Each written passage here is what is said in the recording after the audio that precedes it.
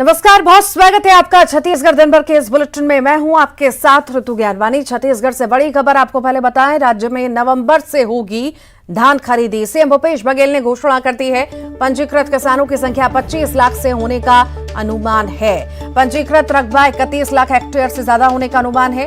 सभी धान खरीदी के लिए निर्देश जारी हो चुके हैं। सभी आवश्यक इंतजाम करने के भी निर्देश दिए गए हैं। सीएम भूपेश बघेल ने अधिकारियों को निर्देश दिए हैं।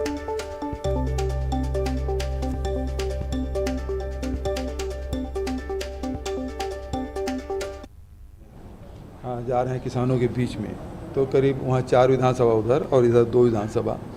तो सभी किसानों ने ये मांग की कि इस साल फसल जल्दी पक जाएगा, और तो मैंने निर्देश दिया अधिकारियों को कि तैयारी करो। बारदाने की स्थिति क्या है, खरीदी की स्थिति क्या है, वहाँ जो खरीदी केंद्र है उसकी व्यवस्था देखो। शायद उसको जानकारी हो गई होगी। हमारी तैयारी पहले से, और 1 नवंबर से ही। और ज्यादा जानकारी के लिए अभिषेक शुक्ल डिप्टी एडिटर हमारे साथ जुड़ गए हैं। अभिषेक, लगातार सियासत हो रही थी धान खरीदी को लेकर के, विपक्ष भी लगातार घेर रहा था सरकार को। अब फाइनली तारीख तय हो चुकी है, 1 तारीख से खरीदी होगी। देखिए, 1 तारीख से 1 नवंबर से खरीदी होगी, ये तय हो गया है। और ये बहुत पुरानी मांग रही है, लंबी सियासत इस पर होती रही है कि 1 नवंबर से धान खरीदी क्यों नहीं की जाती। भाजपा के समय से, ये पिछले शासन के समय से ये लगातार एक बड़ा मुद्दा रहा है, सियासी मुद्दा। और मौजूदा सरकार में भी 3.5 साल में ये एक बड़ा मुद्दा रहा है कि 1 नवंबर से धान खरीदी क्यों न की जाए। तो आखिरकार भूपेश सरकार ने ये बड़ा फैसला लिया है कि 1 नवंबर से ये धान खरीदी होगी। मुख्यमंत्री ने, जैसा आप हाइट में कहा भी, कि भेंट मुलाकात के दौरान उनको फीडबैक मिला किसानों से, और उन किसानों की बात को सुनते हुए, मानते हुए, पहले उन्होंने तमाम अधिकारियों को निर्देश दिए कि जो बोरे होते हैं, जो व्यवस्थाएं होती धान खरीदी की, वो दुरुस्त कर ली जाए। और इस निर्देश के बाद अब जब उनके पास फीडबैक आ गया है, तो 1 नवंबर से धान खरीदी का ऐलान मुख्यमंत्री ने कर दिया है। सियासत जरूर शुरू होगी, क्योंकि भाजपा के जो प्रदेश अध्यक्ष अरुण साव हैं, उन्होंने 1 नवंबर से धान खरीदी को लेकर लेटर लिख दिया था। इसी को मुख्यमंत्री कह भी रहे थे कि उनको इस बात की जानकारी हो गई थी कि हम 1 नवंबर से खरीदी करने जा रहे हैं, इसीलिए उन्होंने सियासत करने के लिए लेटर लिख दिया। बहरहाल, इस सियासी मुद्दों के बीच में एक बड़ी पुरानी मांग जो किसानों की है 1 नवंबर से धान खरीदी की, वो पूरी हुई है। तो किसानों में काफी हर्ष का माहौल है। जी, बहुत शुक्रिया अभिषेक जानकारी को साझा करने के लिए। और एक और बड़ी खबर छत्तीसगढ़ से। आरक्षण मामले में सुप्रीम कोर्ट अब छत्तीसगढ़ सरकार जाएगी। हाईकोर्ट के फैसले के खिलाफ सुप्रीम कोर्ट में अपील करेगी। हाईकोर्ट ने आरक्षण को लेकर अपना फैसला सुनाया है। हाईकोर्ट ने 50% से ज्यादा आरक्षण को बताया है संवैधानिक, और राज्य शासन ने फैसले से असहमति जताई है। तत्कालीन सरकार पर अधूरे तथ्य प्रस्तुत करने के भी आरोप लगाए गए हैं। न्यायालय के समक्ष अधूरे तथ्य प्रस्तुत करने के आरोप सरकार द्वारा लगाए गए हैं। प्रकार की व्यवस्था की थी, जो 50% के आरक्षण है उसको बढ़ा के 58% किया था, और किसी ने चैलेंज किया था, और लंबे समय से 10-15 साल से चलता रहा, और उसके बाद आज फैसला आया है। और अभी हम लोग जो आरक्षण किए हैं उसके हेड काउंट कर रहे हैं, और उसको फिर हाई कोर्ट में रखेंगे। जो हम लोग बढ़ाए हैं उसके तैयारी हमारी चल रही है, लेकिन पिछली सरकार ने जो बढ़ाया था तो उसके खिलाफ में फैसला। और इसी बीच बड़ी खबर बालोद से। सीएम भूपेश बघेल विकास कार्यों का लोकार्पण करेंगे। कल डोंडी लोहारा विधानसभा में लोकार्पण करेंगे। संजारी बालोद विधानसभा में भेंट मुलाकात करेंगे। गुरूर और जगन्नाथपुर में भेंट मुलाकात करेंगे। जलमला में गंगा मैया की पूजा अर्चना करेंगे मुख्यमंत्री। जिला मुख्यालय से सीएम रोड शो करेंगे। सीएम जनप्रतिनिधियों से मुलाकात करेंगे, बातचीत करेंगे, रोड शो भी करने वाले हैं।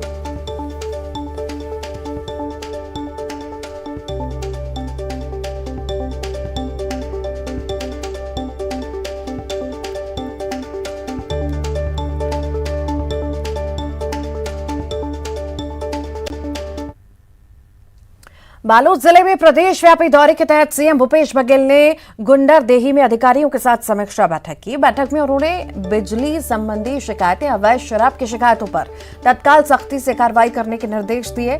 सीएम ने कहा कि आम जनता में ये संदेश जरूर जाना चाहिए कि सरकार संवेदनशीलता से बेहतर काम कर रही है।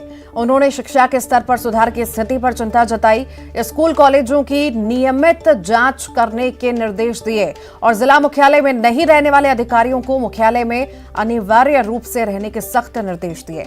इसी के साथ ही उन्होंने गुंडरदेही में 190 करोड़ रुपए की लागत के विकास कार्यों की सौगात दी। 122 करोड़ के विकास कार्यों का भूमि पूजन और 68 करोड़ के कार्यों का लोकार्पण किया।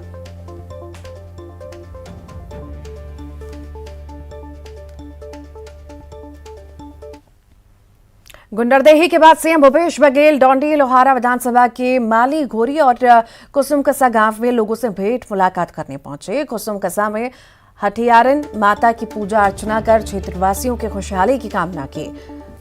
कुसुमकसा पहुंचने पर मुख्यमंत्री का लोगों ने जोरदार स्वागत किया। माली घोरी में सीएम भूपेश बघेल ने सरकारी पॉलिटेक्निक लोकार्पण किया। 180 सीटों वाले इस पॉलिटेक्निक में सिविल, इलेक्ट्रिकल और mining and mine surveying trade के कोर्स संचालित किए जाएंगे। उन्होंने प्री मैट्रिक आदिवासी बालिका छात्रावास कुसुमकसा में सरप्राइज विजिट किया और विद्यार्थियों से बातचीत की। पुसावट गांव के निवासी ज्योति चक्रधारी को सीएम भूपेश बघेल ने 4 लाख की सहायता राशि देने की घोषणा की। खेल और पढ़ाई के लिए ज्योति ने सीएम से मदद की मांग की थी। दोपहर में सीएम भूपेश बघेल ने कुसुमकसा में किसान पुरुषोत्तम जीराम के घर भोजन किया। दोनों गांव को सीएम भूपेश बघेल ने कई सौगातें दी हैं।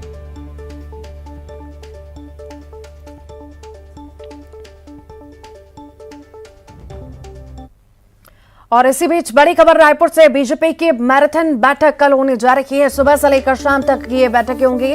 कल 5 बैठकें बताई जा रही होंगी और कार्यकारिणी की पहली बैठक, प्रदेश पदाधिकारी कोर कमेटी की बैठक होगी जो हैम होगी, महामंत्री, संभागीय प्रभारी, सोशल मीडिया की बैठक, कल आईटी सेल की भी बैठक होगी, मुख्य प्रवक्ता और मीडिया प्रभारियों की भी बैठक होगी। प्रदेश कार्यालय कुशाभाऊ ठाकरे परिसर में बैठक आयोजित होगी। बीजेपी प्रदेश सह प्रभारी नितिन नबीन का रायपुर का दौरा है और कल सुबह रायपुर सह प्रभारी नितिन नबीन आएंगे।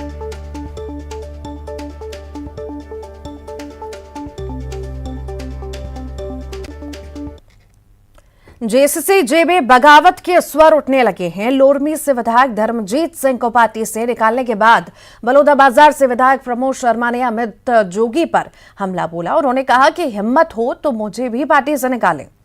तो वहीं विधायक धर्मजीत सिंह ने पार्टी से निकालने पर कहा कि छत्तीसगढ़ जोगी कांग्रेस का अस्तित्व खत्म हो चुका है। उन्होंने कहा कि मुझ पर कातिलाना हमला हो सकता है, मेरी हत्या की जा सकती है। जो निष्कासन श्रीमती रेणु जोगी और अमित जोगी जी ने किया है वो पूरी तरह से असंवैधानिक है, प्रक्रिया के विपरीत है। किसी को भी निष्कासन करने के पहले उससे पूछना चाहिए, उसको एक अवसर देना चाहिए कि आप कौन कौन आरोप में उसको निष्कासित करना चाहते हैं। हम उनका जवाब देते। फर्ज करिए वो बोल रहे हैं कि आप इस तारीख को बॉम्बे में थे और आप उसी तारीख को रायपुर में हो, तो आप तो बताओगे ना कि मैं रायपुर में था, बॉम्बे में नहीं था। तो जिन भी मुद्दों पर उनको पूछना था पहले पूछते, उसके बाद फिर जो निर्णय करना था कर लेते। लेकिन वो तो क्या है, सो के उठता है, थोड़ी देर बाद कुछ खाना वाना खाता पीता है, उसके बाद फिर जो चाहता है वो। मैं खुल के समर्थन में इसलिए आया हूं कि अब हमारी पार्टी जनता कांग्रेस छत्तीसगढ़ जे पूरी तरीके से खत्म हो चुकी है। अब माननीय अमित जोगी जी इस पार्टी को सिर्फ टिकट के बेचने के लिए इस पार्टी का इस्तेमाल कर रहे हैं। अब आने वाले समय में ये होगा कि हमारी पार्टी जो अभी वर्तमान में है छत्तीसगढ़ जनता कांग्रेस जे, ये सिर्फ प्रत्याशियों से पैसा की बात करेगी। अगर आप मेरे को पैसा देंगे तो आपके हिसाब से हम कैंडिडेट लड़ाएंगे और ये वोट कटौआ पार्टी के रूप में ये उभरेगी। ये फैसला माननीय धर्मजीत सिंह जी करेंगे।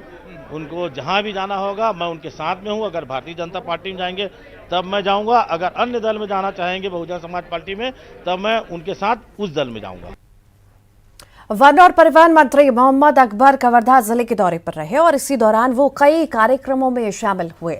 साथ ही नगर के एक निजी होटल में पत्रकार वार्ता को संबोधित किया, जहां उन्होंने कहा कि करीब 250 लोग कांग्रेस पार्टी में शामिल हुए। मंत्री मोहम्मद अकबर ने विश्वास दिलाया कि जो नए सदस्य पार्टी के साथ जुड़े हैं उन्हें पुराने कार्यकर्ता के समान ही सम्मान मिलेगा। उनका स्वागत करता हूं, अभिनंदन करता हूं। आने वाले समय में ये हमारे साथ रहेंगे और इनके बताए अनुसार पूरे सम्मान के साथ न्यूज़ जो भी 21 विकास का काम हो। अगले साल छत्तीसगढ़ में विधानसभा चुनाव है। सूबे में सक्रिय तमाम नेता इसकी तैयारियों में जुट गए हैं और इसी कड़ी में सामरी विधायक चिंतामणि महाराज भी जनसंपर्क में जुटे हैं। चिंतामणि महाराज विधायक आपके द्वार कार्यक्रम के तहत क्षेत्र का दौरा कर रहे हैं और इस बीच उनके अभियान से संगठन के लोगों की दूरी चर्चा का विषय बन गई। संगठन के लोगों का कहना है कि उन्हें इसकी जानकारी नहीं है। विधायक आपके द्वार इस नाम से मुहिम शुरू की गई है। कार्यक्रम अच्छा है। जहां तक हमारे संगठन की बात है, ये न हमारे जानकारी में ये बात अभी तक आई थी। आप लोगों के माध्यम से बात पता चली है और प्रेस के माध्यम से अगर बात पता चली है तो अच्छी बात है। अगर हम लोगों को सूचना होगी, समय मिलेगा तो हम लोग भी कहीं ना कहीं शामिल हो सकेंगे, परंतु इस तरह की कोई सूचना नहीं है। देखिए, वो विधायक जी हैं और विधायक जी लोगों का काम रहता है गांव-गांव में घूमना। उस क्रम में वो घूम रहे हैं, बड़ी अच्छी बात है, लेकिन संगठन को कोई जानकारी नहीं देते हैं। वो इनके हमारे हिसाब से उनके ये अच्छा आदत नहीं है। नहीं, जनसंपर्क नहीं है तो लोगों से मिलना जुलना अपना विधानसभा क्षेत्र है और ये तो आज ही नहीं बल्कि मैं तो शुरू से ही चुनाव जीतने के बाद मैं दौरा करता ही रहा हूँ। ऐसा नहीं है कि मैं अभी ही दौरा करना शुरू किया हूँ, मेरा शुरू से और चुनाव आते। सूरजपुर से बड़ी खबर है। आकाशीय बिजली का कहर देखा गया। आकाशीय बिजली गिरने से 2 लोगों की मौत हुई है, 3 घायल हैं। बारिश से बचने के लिए एक दुकान के शेड के नीचे खड़े थे सभी लोग। जिले के खजूरी गांव की घटना आपको बता रहे हैं। घायलों को प्रतापपुर अस्पताल में भर्ती करा दिया गया है। प्रतापपुर पुलिस मौके पर पहुंची है।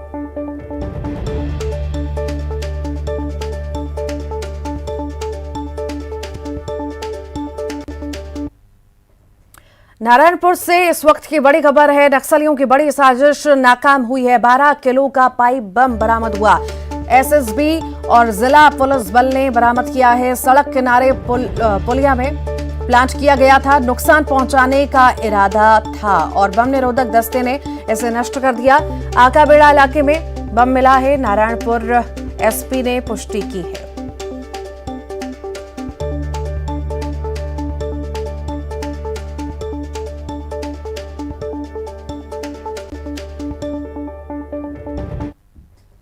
जांजगीर चांपा से बड़ी खबर है। हत्या के 2 आरोपियों को फांसी की सजा सुनाई गई है। दोषियों ने 20 नवंबर 2021 को पंच की हत्या की थी और हत्या कर पानी टंकी पर चढ़ गए थे। दोनों आरोपी जमीन खरीदी बिक्री के विवाद में हत्या हुई थी। हत्या के बाद खुद का वीडियो भी इन लोगों ने अपलोड किया था। सोशल मीडिया में हत्यारों ने वीडियो अपलोड किया था। शिवरी नारायण थाना क्षेत्र के तुस्मा गांव का ये पूरा मामला है।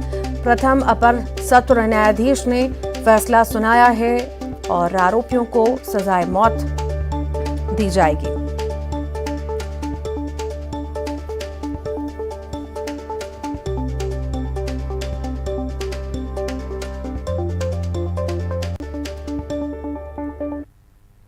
मुंगेली में खबर का बड़ा असर हुआ है। बीमार बैगा महिला की खबर दिखाने पर असर हुआ है। प्रशासन की टीम पहुंची। घमेरी गांव जंगल के घमेरी गांव प्रशासन पहुंचा और बैगा महिला के परिजनों से अधिकारी मिले। पीड़ित महिला को मदद दी गई। साथ ही साथ गांव में स्वास्थ्य शिविर भी लगाया गया। एसडीएम, तहसीलदार, बीएमओ, जनपद सीओ नाव से बांध पार करके गांव में पहुंचे। तत्काल प्रशासन अलर्ट मोड में आया था। उसको आवश्यक जो स्वास्थ्य सुविधाएं उपलब्ध कराई गई थी। एटीआर की टीम भी और हमारा राजस्व की टीम भी वहाँ पहुँच गया था। हेल्थ की टीम भी पहुँच गई थी। आज हमारे यहाँ से जो सीएमएचओ हैं, एसडीएम हैं, सभी लोग वहाँ पे बाइक के माध्यम से गए, फिर नाव से नदी क्रॉस करके उस गाँव में गए थे। वहाँ पे हेल्थ कैंप भी आज लगाया गया था और प्रशासन लगातार उनकी सेवा जो प्रदान। बलौदाबाजार जिले का कोड़ादामा गांव आज भी बुनियादी सुविधाओं से महरूम है। सड़क और पानी गांव की प्रमुख समस्या है। यहां मरीज के बीमार पड़ने पर उसे खाट पर लादकर गांव से 3 किलोमीटर दूर तक लाया जाता है। उसके बाद अस्पताल पहुंचाया जाता है। ग्राम पंचायत बम्भनी के आश्रित गांव कोड़ादामा गांव में जाने के लिए सड़क नहीं है। लोग खेतों पर बनी पगडंडियों के जरिए गांव में आते जाते हैं। बारिश के मौसम में गांव का तकरीबन चारों तरफ से संपर्क टूट जाता है। बच्चों का कई महीने तक स्कूल जाना भी छूट जाता है। यहाँ तो समस्या सब के है, सड़क नहीं है, न डहार नहीं है, न कुछ नहीं है। ओला काय पाक लेख थान खटियाम लेख थान और सब ओकरा जोर थान। जगदलपुर शहर से लगे खड़क घाट के इंद्रावती नदी पर पुल निर्माण के लिए राज्य शासन ने मंजूरी दे दी है और इस योजना का डीपीआर तैयार होते ही सेतु निर्माण विभाग ने तकरीबन 20 से 30 परिवारों को नोटिस जारी कर 1 महीने में मकान दुकान खाली करने के निर्देश दिए हैं। नोटिस जारी होते ही प्रभावित लोगों ने विरोध कर व्यवस्थापन और मुआवजे की मांग कर रहे हैं और इस पूरे मामले पर विपक्ष ने मोर्चा खोलते हुए राज्य सरकार पर हमला बोला है।